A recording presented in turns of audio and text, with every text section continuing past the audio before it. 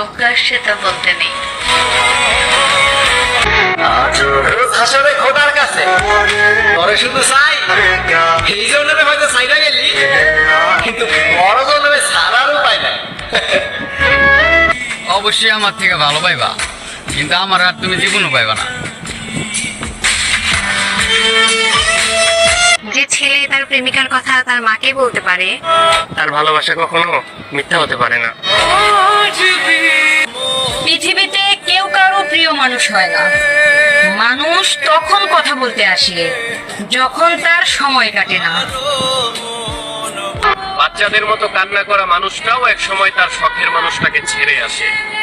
পরিস্থিতির কারণে মানুষ বিচ্ছেদকেও ভালোবাসে।